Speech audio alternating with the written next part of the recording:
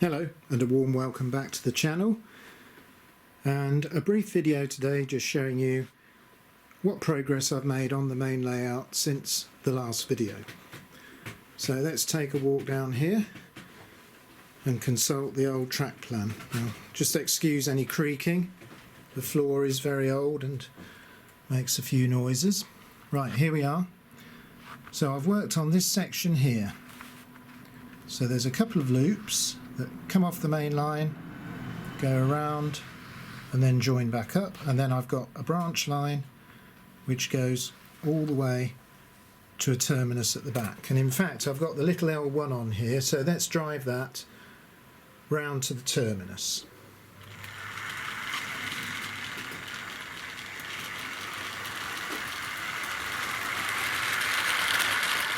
So we're going along now, crossing over the two main lines,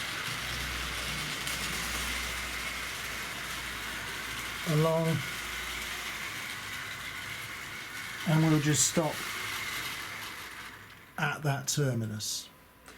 Now the branch line does actually fork, if you want, at this set of points, and there's an up and over section which I haven't finished. Now apart from that bit of track laying, you might recognise this as my refurbished track if you've seen any of my previous videos.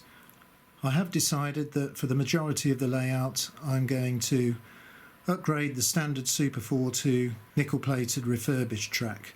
So it does take a little while to refurbish, that's a couple of evenings work there, so it's going to be a bit of an ongoing project. But I'm aiming to do the back of the layout first and then work my way to the front. The advantages of this track though against the steel is that it doesn't tarnish, so it requires hardly any cleaning compared to standard Super 4, which soon dulls. Well, it does if it's as old as mine. I mean, I'm sure if you've got some better examples that they probably stay cleaner longer. Now someone suggested to me that it would probably be not the way forward to nickel plate the track for the up and over, and I'm in wholehearted agreement with that, so I will leave standard Super 4 on the inclined section so we get the best out of the magnesium. The nickel track's got lots of advantages, but one slight disadvantage is it's a little bit slippy. But anyway, there's been quite a bit of progress. We've got some extra track now. So you've seen the L1 reverse up to the station there, so I'm going to bring it out onto the main line. So we're just going round. Should get a good shot of it coming towards the camera any minute. Slight stutter over the crossings there.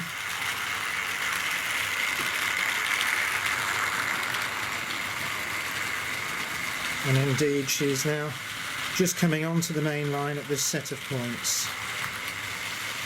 So we'll just set those points now and watch it go round a couple of loops.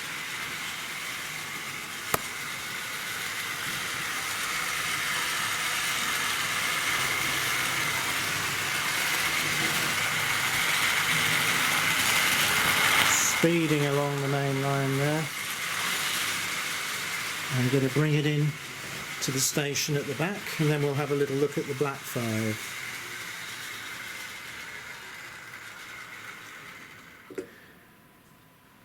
So here we have the tender drive Black 5, moving away quite slowly.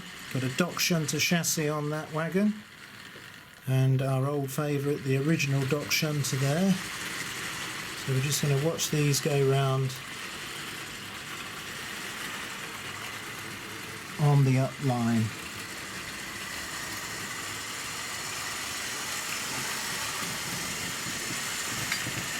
Makes a nice noise. Should get a good shot of it coming around this curve and then coming towards us.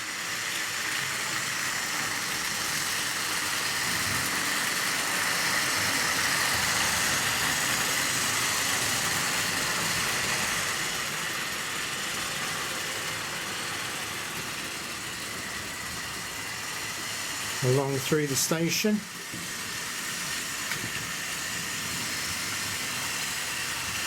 Under the inclined branch line.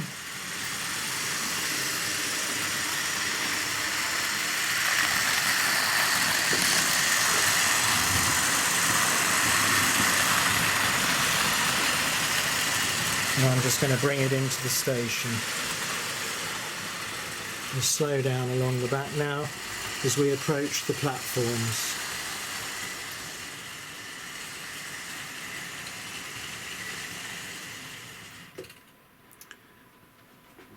So there's more things becoming operational on the layout.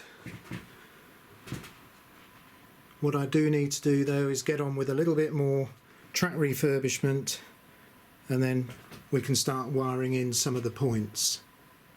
And then I've got to start working out where I'm going to put my isolations and switches so I can manage all the junctions effectively.